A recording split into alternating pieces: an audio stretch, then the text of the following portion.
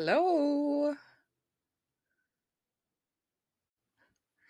I'm so Welcome back. nervous. Me too. I feel like we're doing our first episode all over again. I know. Well, How's it going, guys? how is everyone? How are the poppies? Welcome back to our channel. Um, how are you, Haley? Nervous, but also very Nervous, yeah. excited. Looking forward to Yeah, this episode. definitely. So we're probably just going to jump right into it, cut through all of our normal banter at the beginning. hmm Today we have a very special guest. We've kind of been not alluding, but straight out saying we have a surprise special guest for you all. And today we have Amanda Householder. And for those of you that listen to the show regularly or caught episode 32, which I covered Circle of Hope on, Amanda may sound familiar to you. Hi, Amanda. How are you? Hi, I'm good. How are you guys? Good. Great. Nervous as, yeah, this is our first guest, our first interview. So forgive us if we look like shy little puppy dogs. Well, I'm glad that it could do. Thank you Yes, guys, we are. seriously. Yeah. Of No, it was course, very, I'm very glad. exciting when you reached out. Sam and I were texting each other like, "Oh my God, is this really happening?" And then when you started responding with voice notes, we were like, oh my God, it's really her. Like, for someone outside of our inner circle to see the episodes we're posting is just crazy. So we're very Yeah. excited. Due to the documentary that came out, like people went through and started like sending me like a whole bunch of like things that they weren't sure if I had seen or not, and yours was one of them. So yeah. I was, Oh Oh, my really? gosh. yeah, and I was That's really so That's grateful so like cool. watching cool. it. So yeah. Oh, That's I'm really glad cool. I love that. we are big advocates for just spreading the word about things people might not know about or issues that are ongoing. And originally when we started the show, we called it Educate Me Papa because that's really what we wanted to do, was educate ourselves and other people. And for some reason we call each other Papa all the time, so that was thrown in there. But to be able to find the Dateline episode of Circle of Hope and share information about it, and then also share ongoing information now talking with you, is just hopefully going to bring even more awareness and get the word out about how things need to be changed on a huge level, federally, state level, overall. Yeah, absolutely. It's I know like there's been like documentaries that have come out like on Dateline and stuff like that, but it's like the smaller podcasts that actually have gotten the word out there more, and the people that listen to the podcast are more proactive. And so personally, as great as it is to be on like Dateline and stuff like that, doing podcasts is like way more um beneficial to what we do anyways, because I feel like the podcast community actually like really wants to do stuff, and so like it's Yeah, really helpful. So definitely. I would, yeah, I would definitely agree, because a lot of the podcasts Haley and I both listen to are podcasts I can't talk, podcasts that share good information and actually care about people. They don't just care about like being on the internet and getting fame or putting out another Like the episode. numbers. And yeah, yeah, yeah. So, and I would don't get say me wrong, the the majority. documentaries are great, but like I Hmm. said, Yeah. the listeners to podcast are definitely more proactive. So yeah. Hmm. I'm Nice. sure the majority of ours are that way too, because, like I said, most of them are people we know. So they're people we like to surround ourselves with, and I'm sure Yeah, that they will share things and get the word out too. awesome, For thank you. sure. Yes. So if you're ready, I have some questions lined up for you. I'm gonna try to obviously focus on Circle of Hope, but we'll start with Circle of Hope and then kind of go from there. Obviously, if there's anything you're uncomfortable answering, or if you can't answer, just let us know and we will cut it out. So starting with your time at Circle of Hope, and a little bit of your family background. I don't think in the Dateline episode we got a number, and I was wondering, how many siblings do you have? I have six total. So I have three, like, well, four older siblings, and then myself, and then my younger brother. So six of us all together. Okay. Okay. So And five siblings, I sorry. know that's okay. So that makes you the second youngest. And if I remember correctly, your brother that's younger than you is 9 years younger. Correct. Yeah. And is there a big age gap between all of you? Gigantic. My father was married before my mom, and so my oldest brother was like 18 when I was born. So yeah, a giant Okay. age gap between us Wow. all. So was it mostly just the children that were between your mom and dad that were affected by Circle of Hope, or the other By children Circle of as Hope. well? By Circle of Hope, yes. My dad has his own demons, and he was raised Mm-hmm. in the IF. He was raised in the IFB, but there's so many different sections of the IFB, and I don't mean, but there are some that are more lenient and more like liberal, where you can wear pants, listen to country music, and stuff like that. That's the section my dad originally was from, and he was trying to get away from that. But he's still, from my understanding, I talked to my cousin uh, in 2020, and my dad was just as abusive with his older kids as he was with us. But when my dad went through his divorce and was married to my mom, my older, the youngest brother that was still older than me of the three, he got special treatment. And so when he was like um, 13, 14, 15, and 16, he wasn't getting punished the way we were getting. And it was weird watching, like, it was weird watching that grow up because, like, he could get away with anything. But we were, like, seriously being punished. And so, like, yeah, it was weird. Mm. Weird, and it probably was hard to see that and probably hard to understand, especially with him being older than you and probably at the age you were not being able to necessarily understand.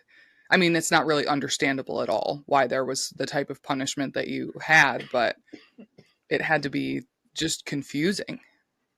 We kind of knew it was because if he if he did anything the way he did with us, he my older brother would go back to his mom. Like my dad would lose his custody. We kind of understood that even though we were young. Oh. But that's because like we were taught that CPS were child protective services, like social workers and all of like the government officials and police were Satan workers. And so all they wanted to do was take kids away.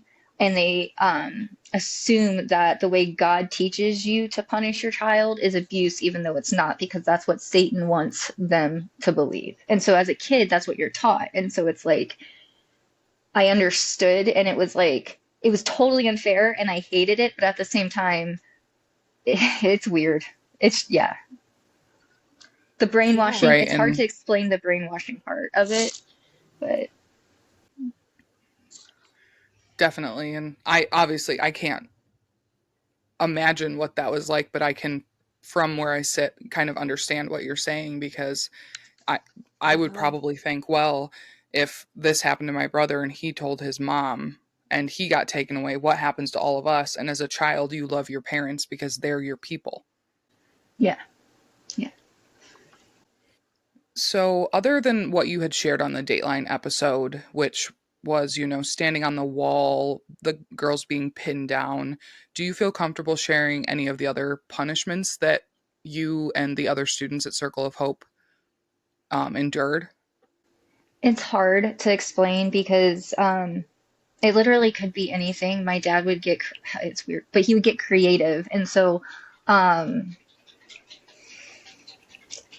it literally could be any kind of punishment from holding hands to someone that you don't like, double portions. I mean, those are all things that we've already said. Um, Hmm. I wasn't there for like the quiet room or the girls being handcuffed. So the things me and my siblings went through, not comparing trauma, this is just the only way I can explain it, were way more. harsh and different than what the girls were going through. And what I mean by harsh is we would be whipped until we were bleeding, until we were like bruised, like it was like that. When I was there, like I said, that whole CPS thing, my dad knew that if he would leave bruises on the girls, all that would do, a parent would just see that and could get pictures and take it to CPS. Now I know if you Google, you'll see that one girl's Hmm. foot that's bruised, but that was from a incident with working, and so CPS didn't take that as anything. But if my dad was in the process of punishing a child and she was bruised, he knew that CPS could take them away. And so he was very careful on how he would punish them and not leaving bruises. Restraints were Wow. completely legal in the state of Missouri, so they were allowed to do that. Um, Not as Wow. harsh as they were doing it, but they were legal. And so all they had to do was say, they're legal, we're allowed to do this. Um, so it wasn't until after I left that my dad was handcuffing girls, waterboarding girls, shoving socks in girls' mouths, and like duct taping their mouths and Wow. putting them in rooms and stuff like that. That stuff happened to me and my siblings as a kid.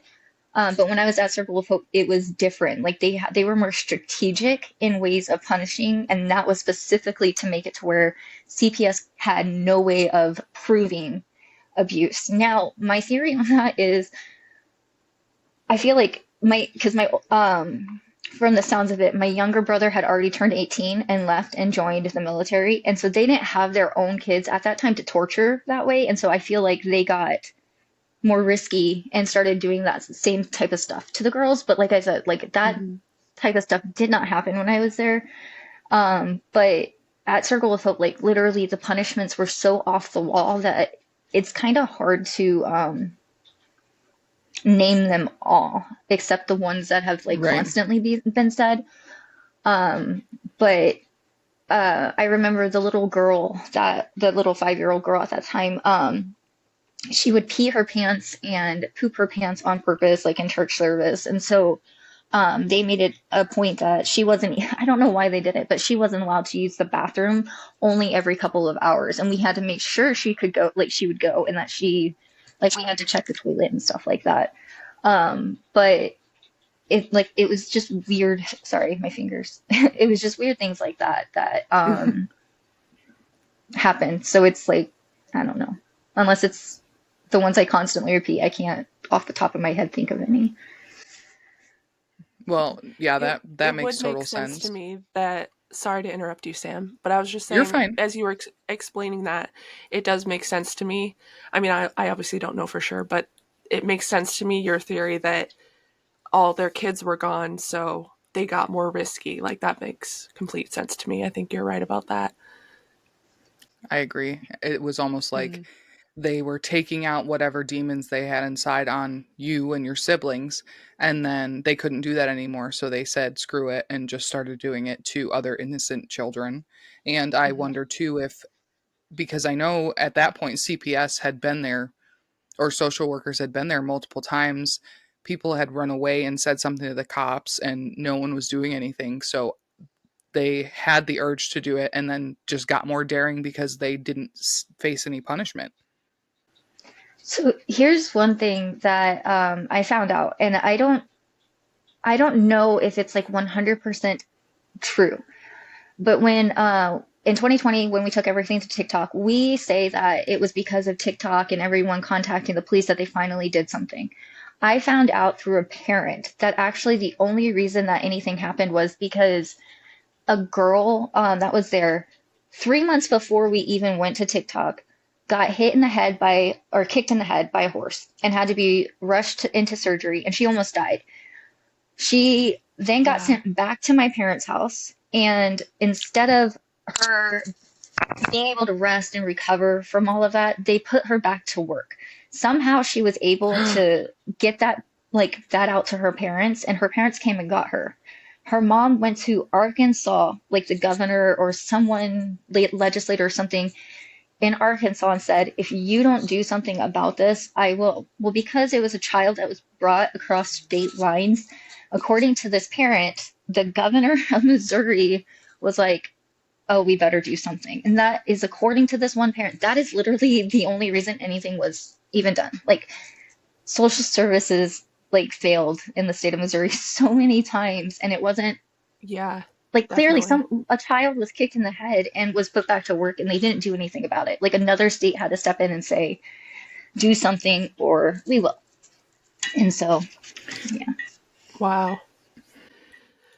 I used to work in the medical field, and to me, I could never imagine having a child have that bad of an injury and then not sending them home to their actual Actual parents. parent. I Yeah. understand that, yeah, that I understand that Circle of Hope like had guardianship of them or whatever, but at the same time, it's like that's not your parents. You need someone to be taking care of you. You almost died from a traumatic brain injury, it sounds like. So Yeah.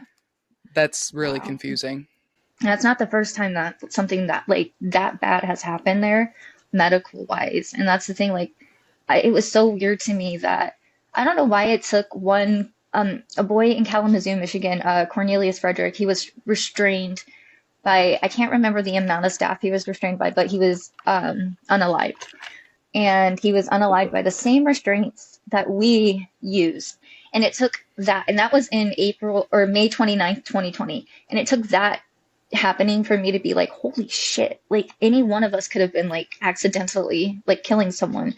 But then hearing Oh, like man. the story about the girl getting kicked in the head, another story about one of the girls I knew, I wasn't there for the incident, having to be life flighted away because of her, she had like an infection that was really bad, but it took them 2 weeks to even do that anything with her. And I'm just like, how did no one, like, how did nothing happen?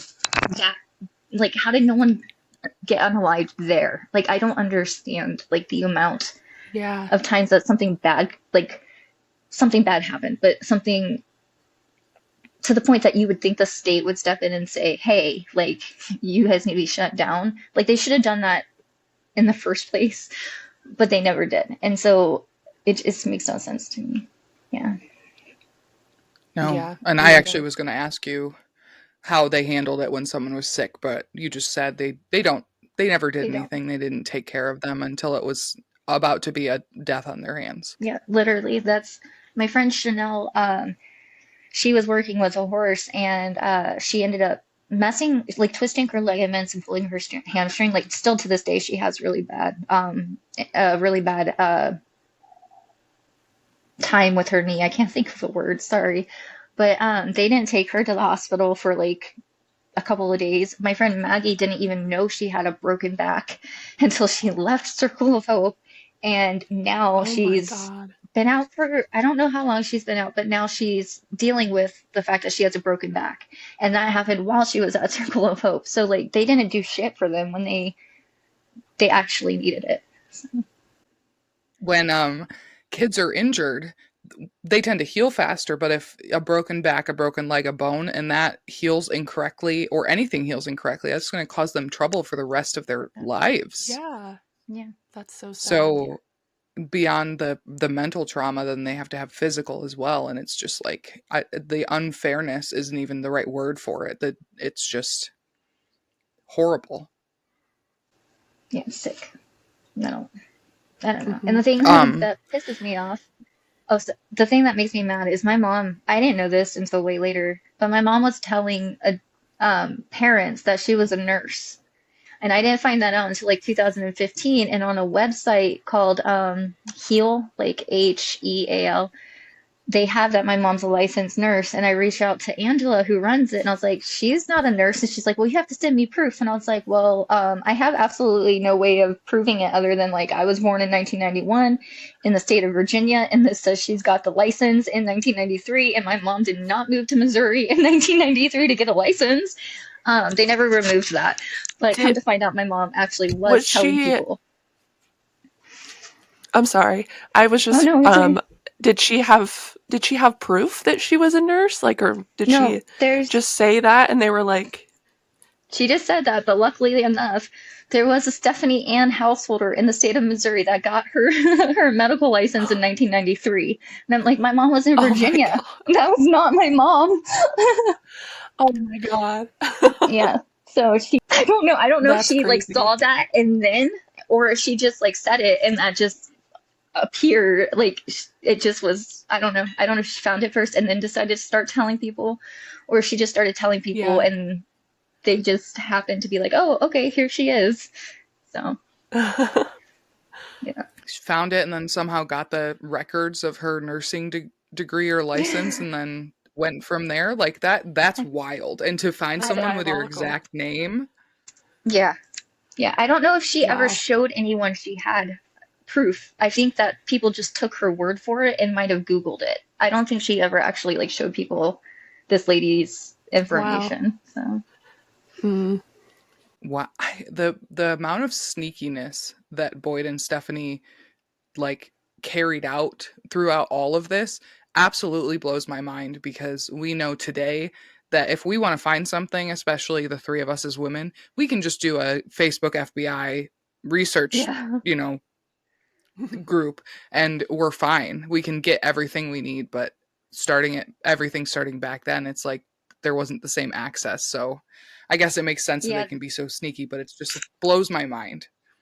They didn't think, okay, so one of the rules between Agape and Circle of Hope, well, most of the troubled teen schools is you can't share information. Like I can't, if I was in one, I couldn't tell you what state I was from, what city I was from. You obviously have my name. Um, I can't give you my phone number. I can't do any of that. And so like they never like thought that Facebook would ever exist, and they never saw that coming. And I honestly think it is because of Facebook and all the other, that we all found each other and we're like, no, that was fucked up. Like, no. And so I think it's Mhm. funny because they tried their hardest to keep us away from each other, but that didn't work out. So, No. Mhm. And although it might have been that parent from Arkansas that maybe like sparked the legal part of everything, I yeah. definitely think that the TikTok video did a lot to spread even more awareness. And Oh, when you yeah. get media attention, it always pushes the cops and the authorities to do more than it would just having anyone else come in and say, hey, you need to do something. It's like, well, no Well, one knows, so we'll sweep it under the rug. it reached that parent as well. And so that's the reason why that parent went and got her daughter because she like saw Mm. it and was like, so I knew some like, and she just went and got her daughter because she like knew something was bad. And same with the other parent that I was speaking about that told me that story. He also saw the TikTok and went and removed his daughter. There was like a couple of parents that did that. And so like, even though like it didn't really, it did get some, it got the one police officer to help us, but it really reached the parents, which did a lot of good. So Yeah, Yeah. and we know that overall most of the parents really just wanted what was best for their kids and they thought that they were getting it, but they weren't. So it doesn't surprise me that they finally jumped in when they saw the proof, and they because I'm found sure her. as a parent it's hard for you to hear your kid go, "Oh, well they're being mean to me, that they're this and that," especially if they have behavioral issues. But I'm not a parent, so I try not to speak in any sort of absolutes, but I can't imagine dealing with Well, that with my kid they and then sending them away. Yeah. Well, they groom the parents as well, saying like your children are gonna say this, that, and this happens. Don't believe them. It's not happening. Mhm. You know what your child's like. And so like even if the kid said that, like it Oh, I it didn't didn't know matter. that. That's Yeah. crazy. Yeah. Wow. I actually recently watched another documentary. I have the name on my phone, I'm sorry. Was it one of the new ones that came out? I think like Hell Camp or something like that. Yes, Hell Camp. Yeah. I haven't seen it Mhm. yet. I've not seen it Yeah, yet. and they did the same thing where they just brainwashed everyone into thinking it was a good place, and then videos came out about it, or someone recorded them and snuck them across like international borders to Oh, wow. get them to the right people to say, hey, this is happening off in this other country in the jungle. And it started in Utah and then they ended up moving around a Mm, lot. So, yeah. yeah. That happens. The Uh, school in yeah. Florida my parents work at, they have a place in Ecuador that I think it opened in like early 2000s, but it wasn't a thing when we were there. But yeah, they opened a place in Ecuador. One of the places that I think it's Casa by the Sea, it got shut down because of how bad it was from Mexico. Victory, Hmm. from Ramona, California. My friends from there. They up and moved from California to Mexico, and Mexico kicked them out because of how bad they were. I'm like, wait, what?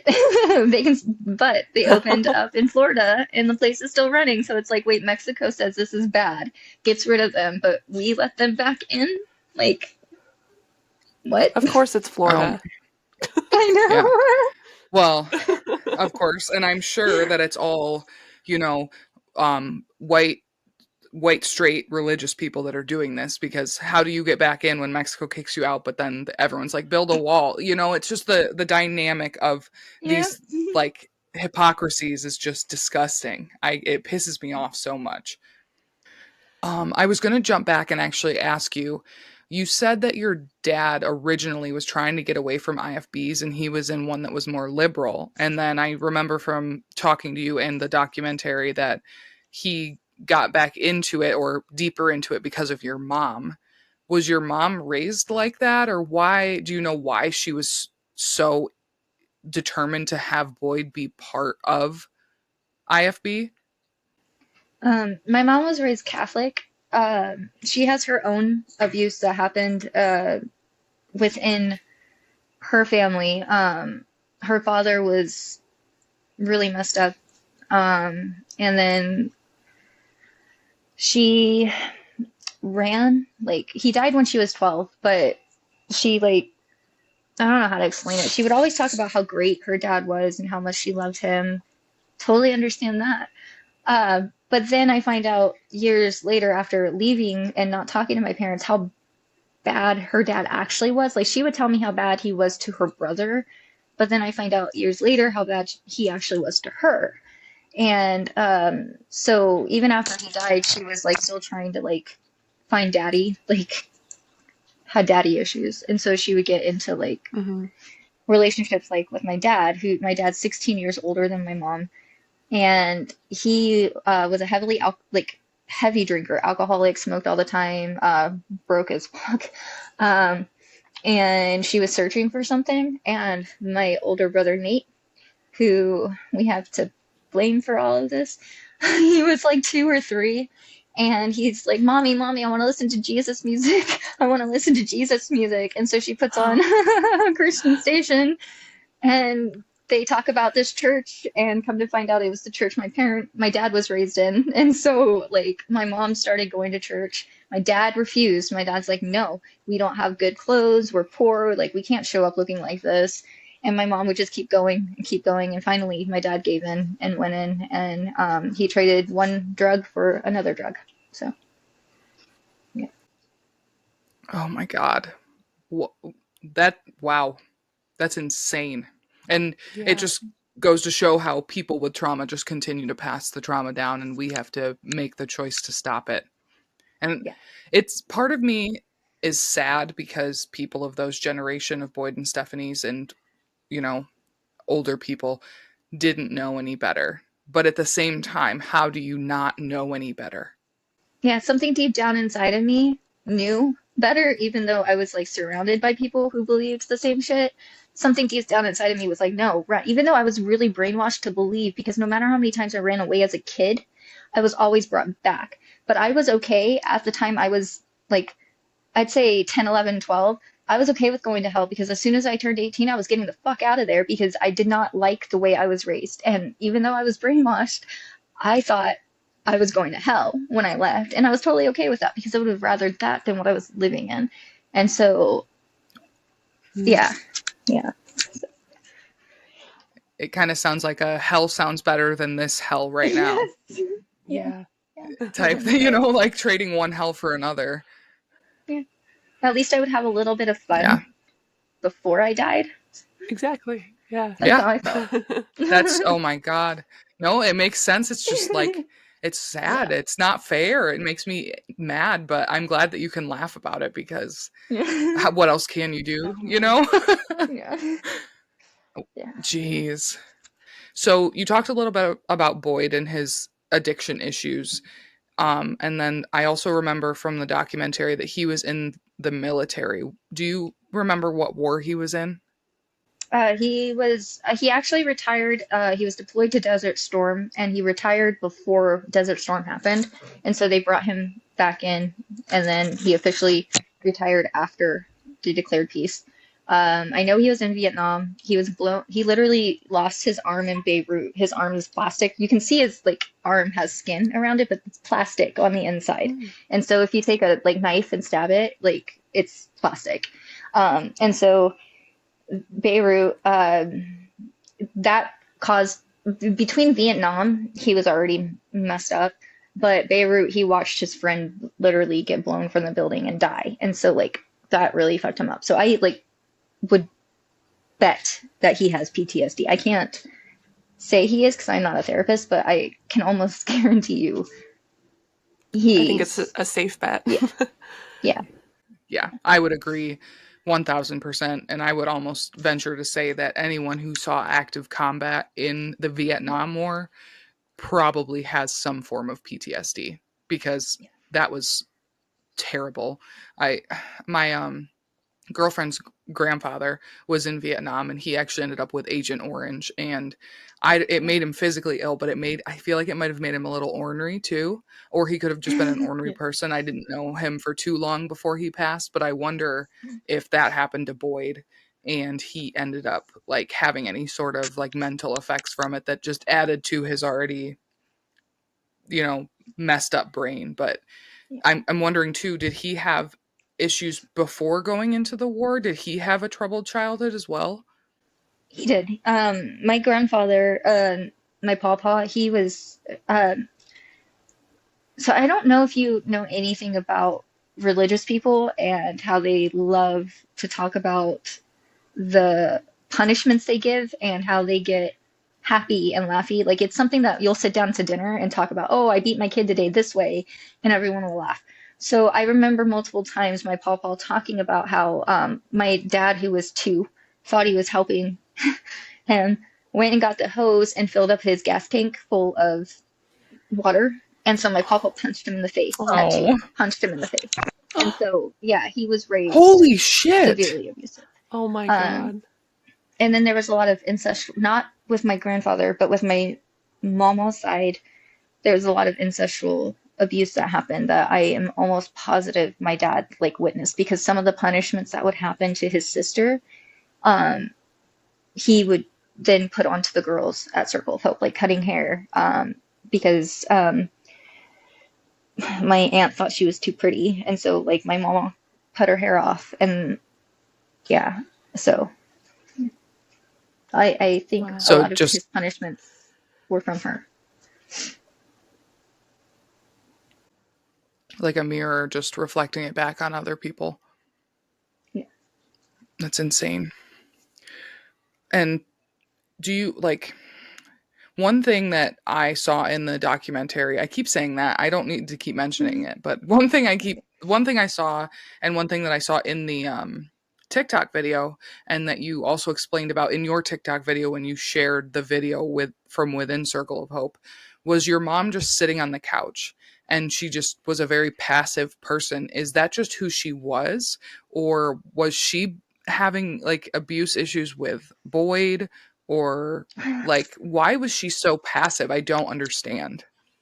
So I remember before and like during the part of my mom getting into religion, my dad was fighting back so bad that my dad pushed my mom out of the car. Like he was driving and my mom opened the car and was like, fine, I'm getting out. I'm going to go like walk somewhere herself. I don't remember where she was going.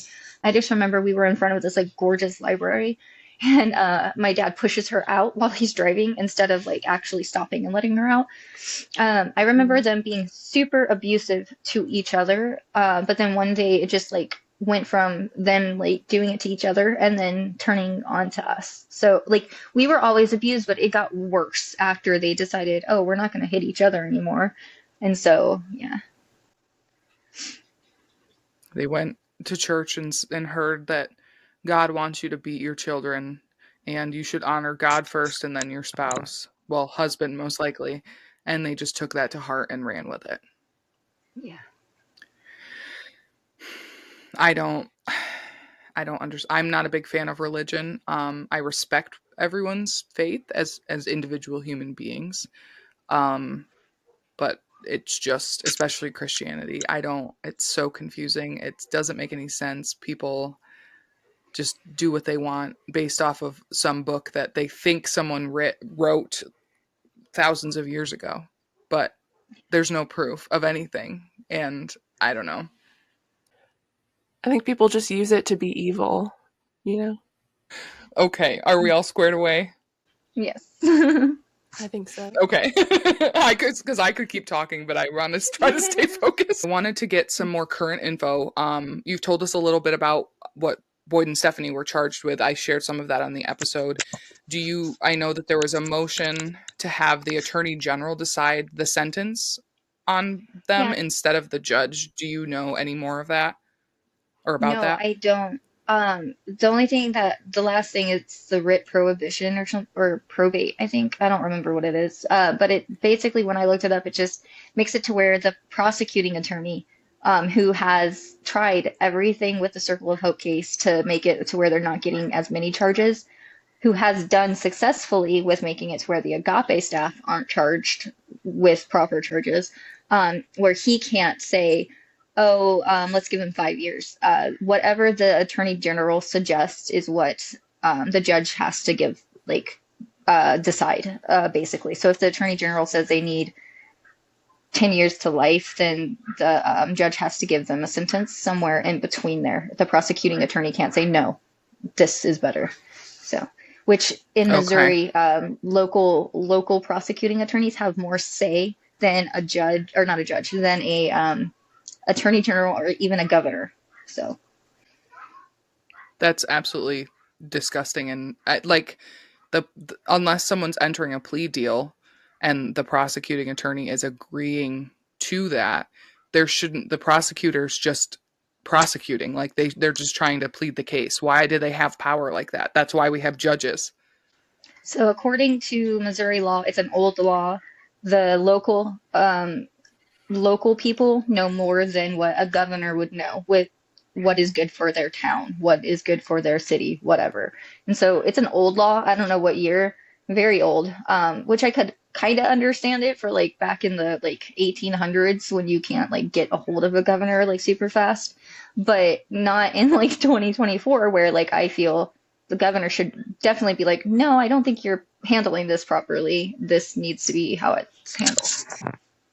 Completely agree. And there's enough resources now that the governor knows, and it could make sense for certain things like how and when roads are paved or things, but not huge Yeah. trials involving 100 felonies between two Yeah. people. That's ridiculous. That you decided not to do Um, anything about for years until something right. big happened. So, Yeah. yeah. And the prosecuting attorney is friends with Boyd and Stephanie. I'm not necessarily sure with my mom and dad, but with Agape, we found trails of, can't say he's friends 100%. He can deny everything, but he has donated money to help sponsor a student's stay at Agape. So a student stay is like 30 grand, I think, a year at Agape. And so he gave however much money it was for a tuition to Agape to say, hey, I'll sponsor a kid for a whole year. So, but he'll deny. He'll Wow. deny that he knows that he donated it. He'll say, "Yeah, I did. I thought they were good or whatever." But honestly, just like following the trail and how he's handled everything, I believe he knew more because the sheriff who told us that he'll help us with Circle of Hope, he told me he used to work at Agape. He's like, I was there. He's like, I never witnessed like the abuse you're talking about at Circle of Hope. And I was like, I can tell you it happens. Like it was there. You will not see it because one, you're an outsider. They're not going to show it. Two, you're an outsider that's also a cop that could do something. They're not going to show it to you.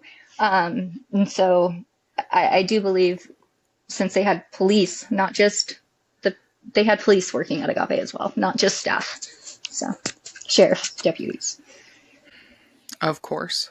So on Yeah. some level, the prosecutor has involvement with one of these, with Agape, which is a school very similar to Circle of Hope, and probably has some sort of investment in them doing well, or not getting out that they're doing something wrong and he supported them. Well, Or and the he thing has the is, same beliefs. I believe that, but he also, it was in their favor to not do anything about Circle of Hope because Circle of Hope started under Agape and did everything exactly like Agape. They learned, my mom and dad worked at a place before, and it was not as strict and military and torturous as that Agape and Circle of Hope became. Everything my parents learned was how to run Circle of Hope was from Agape. And so if Circle of Hope got shut Mm-hmm. down, it would be in their best interest to not make that happen. Because if they got shut down, then exactly what happened. We started speaking about Agape because the students from Agape were like, hey, Boyd was a staff at Agape. And so they didn't want that. Right. Mm. Oh my God. And they're all interconnected. And from another show that I watched that we can't talk too much about, but you also told me about IFBs and the just generally how IFBs are flying under the radar, starting these ranches, these schools, these homes. How do you know, or is there an estimate how many schools like this are still out there within the US or started in the US and moved to other countries? Or is it just we can't even IF, fathom it because you can't, not listed at Independent Fundamental Baptist. Now, there is a website, I think Unsilenced has a map of the schools they found. They have the state-run schools. You can follow those pretty easy. But with IFB, there's absolutely no way. Same with the other, not all of the religious schools are IFB. There's some that are Catholic. There's some that are Mormon. There's some that are other different religions. Those, no, there's absolutely no way that you're going to ever be able to know how many because of separation of churches, state versus church, or church, whatever, state, church separation. So,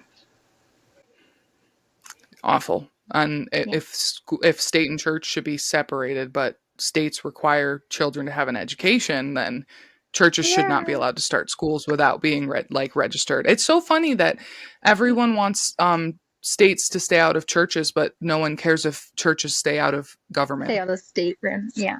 Yeah. Oh Yeah. gosh, I got into Hmm. an argument with an Arkansas senator. I forget his name, but he made a tweet once. It was the first time I ever got into a debate with someone. But he made a tweet once saying, "Oh, we need God back in schools because if we had God back in schools, rape wouldn't be happening within schools." And I was like, "Wait, Oh hold my on. God. How do you know that is a lot of the rapes and abuse are happening within church and church schools?" And that was a fun thing. I was just like, please explain to Yeah. me. And he never could. Never freaking could. I was like, no, you can't say that. No, oh my God. That tweet That's landed wild. in the hands of the right person, and thank you for debating because Yeah. holy shit, what an idiot. I know. Oh my I was God. like, wait, I can pull up article after article of your religion abusing kids in the worst way. And so that's what, Yeah. like, Oh he's an my God. IFB. He was IFB. And so that's what I did. I took, like, IFB people and started, and I was just like, nope, you can't do that. This and this. And just sitting there like, ready to I'm so fire your happy. shots of evidence. Yeah, so happy. I was like, yep, this is a debate I'm going to get into. Yes. Oh, I love a good debate, especially where you know how right you are and you've got all the proof and Yes. they're just going to not have anything to come back with. Oh, chef's Oh, Hmm. kiss. I'm a So I'm satisfying. a Satanist. I love to worship Satan. Yes. Should Oh, have I said that love was, yeah. that. Yes. I was like, okay, I'd rather worship Yeah, I want Satan to than worship what you're some. Oh my saying. God. And Yeah. actually, I think it's so funny when people talk about people who worship Satan because if you actually look at like the tenets of the like the Satan or the satanic religion, they're so Yeah. much better than So anything that's much ever better. come from Christianity. Yeah. Yeah. So Nice. I know you said you have to get going soon. I just wanted to ask you some more stuff about you. So, obviously, you just kind of told us your feelings about religion and spirituality. Do you? I assume you don't follow anything specifically, but do you? What are your feelings if you feel like sharing? I personally am an atheist. I do not believe there is a God, just because I don't believe there's any evidence pointing towards a God. But if there is a God, I believe he is the God that I was preached to about. When I say that, I say the one thing that the IFB would say is God knows your heart, but then would turn around and say, oh, you're going to hell for this, this, and this, and this. And I'm like, well, no. if there really is a God, then I do believe he knows my heart and he knows that I am not believing in him. I am just, there's no proof that he's there. And he has a very good understanding as to why I'm not looking into that further. I Yep. believe that I am leaving this world and I'm done. And so I'm just going to leave the best part of me that I can behind. Do you believe that? No, I agree completely. I do believe my kids get to decide what they are. And so, like, I don't have anything against religion. I just will never force it down people's throats. So, Agree. Oh, It's a good I way had to a think feeling about that was it. going to be, yeah, something along the lines of your answer, but just people who think that they get to take God's teachings and like force them on people in the way that they see fit when their like texts are the ones that said like Jesus hung out with prostitutes and sinners and all these people, but then you get to be bad to all the people that you think aren't right or that God wouldn't appreciate when you're not the one deciding. So it's so yeah. fucked up. They care more about getting people to heaven than actually, like, getting them to heaven, if that makes sense. Like, yeah. They don't care about Yes. love. They care about fearing them into submissiveness, and that doesn't work. So, Mm, nope. Mm-hmm. And if there is a God and if there is a heaven and hell, the first people going to hell when they die are the ones that are inflicting this torture and pain upon other people yeah. because that's not what it's about. No, no, not at all. Yeah. Do you know of any other available resources out there that we could share or any would there be a good place that I could look for any sort of like petitions or things to sign for us to share with our followers that might help action anything? Yes, Unsilenced is my favorite place right now. That they should have petitions. They should have like a history map of everything. That is like the stop place to go to. Like go there. They have everything. Is that unsilenced.com? I think it's unsilenced.org. And Oh, it's like perfect. Okay. teal and purple. So yeah. Okay. I wrote it down so we can keep that. Um, and I also just wanted to ask if you feel, again, if you feel like sharing, what does your life look like now? I know you have children. You said you have a boyfriend. Where did you kind of land? I want to share maybe some changes, some happiness for other people who might be struggling with something like this or had struggled. Yeah, so after leaving like a cult or anything like high trauma like that or controlling, it's really easy to get back into that situation. And so I did that and I was in that for 10 years. Well, no, when I say I was in there for 10 years, me and my ex had broken up prior, but I didn't officially like leave his property until a full 10 years after us being together. But last year I was like, I can't, like, I want my kids to be happy. I started seeing my mom in me. When I say I started seeing my mom, I don't mean the psychoticness of my mom. I just mean the miserable. My mom was miserable. She was not happy. The, And I the didn't want my kids to, passiveness, yeah. yeah, I did not want my kids, like, I know there was better because I was living better before I fucked up and got into that stupid situation. And so I was like, I just need out. And so I did get out, and I'm actually really like really happy now. I did meet someone, and we honestly we connected on we basically have the same like goal, and so he told me about this law he's like working on called Gabby's Law, and so like that's our new goal is to start working on that and try getting that going. So yeah, it's a Awesome. That's Well, it's to awesome. teach about it's to teach about bodily autonomy, sorry, to kids so they mm-hmm. know That's okay. Yeah. like if I knew that, like if I knew like, as a kid that my body was my body and I had to consent before, I don't Same. think things would have happened. So Mm-hmm. yeah, so we connected on that, and That's That's beautiful. amazing. yeah. And I'd love if you have time or if your boyfriend would like to connect, I'd love to keep updated on that because I am Yeah. a big advocate for bodily autonomy and even just Mm-hmm. going to a kid and like my I call them my nieces and nephews. They're technically my baby cousin-in-laws, but I'll go to them and say, can I give you a hug goodbye? If they say no, I say, what about a high five? And they're like, no, I just wave. Yeah. And it makes them like you more. They're more comfortable with you. Now they come to me and they Mm-hmm. talk to me about things, and also they're humans. So I'd love to know more or know where to go to find more, because I will sign and push and do whatever. Oh, I could cry right now because that's a big thing for me, is letting That's children very have their cool. own voices. Mm-hmm. Same. I will definitely keep you guys updated. We're still in like the working process, like getting we've done one presentation, but we're still getting everything put together. But yes, I will definitely keep you guys in the loop.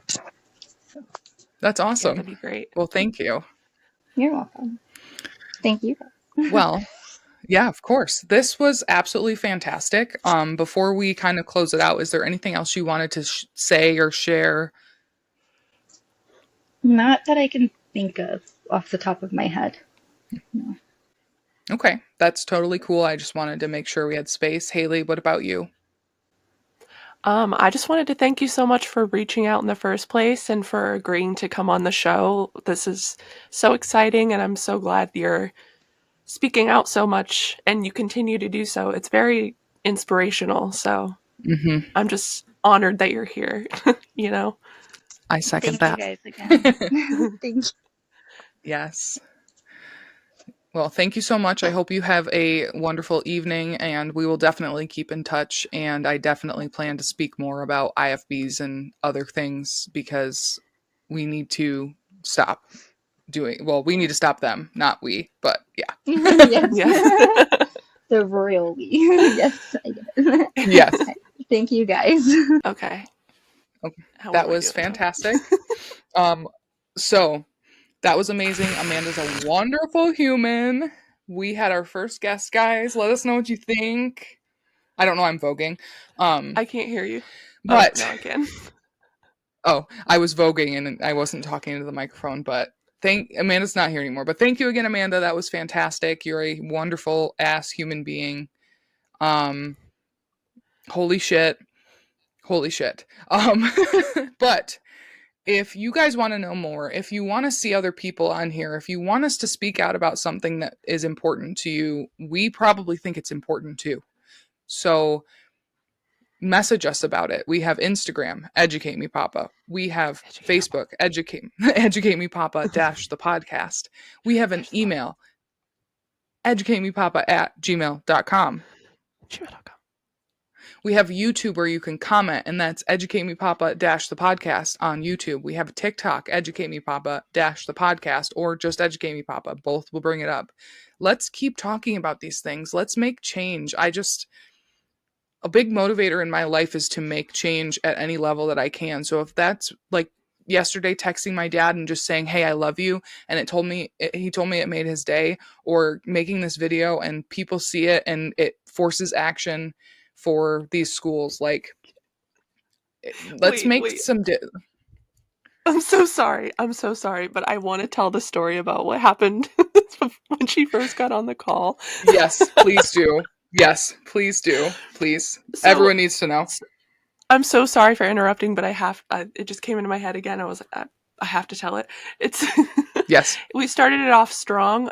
Sam and I got into the studio like 15 minutes early or so, and we had some technical issues before she was able to join.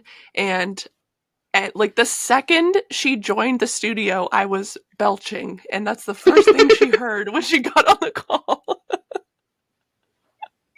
So Amanda, Guys, I'm so sorry, but also it was hilarious, and I'm glad you laughed with us.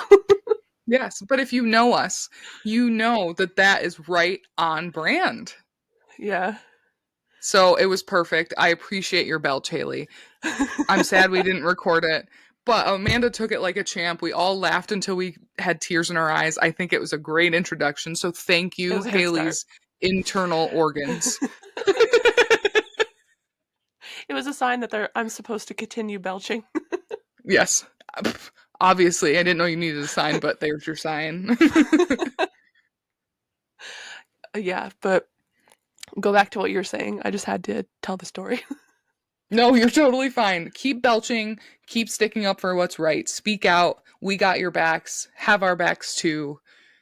I'm on a high right now. So, what I would like to say is Thank you for listening. thank you for listening. Thank you for listening. Thank you for listening. Thank you for listening. Thank you for listening. Thank you for listening. Fuck IFBs, which is independent fundamental Baptist Christianity. Fuck them. Thank you. Thank you for listening. Thank you. Thank you, Amanda. Thank you. Okay, guys. Thank you. Goodbye. We love you Toodaloo. so very We're out. much. See you next time. Bye bye. Bye.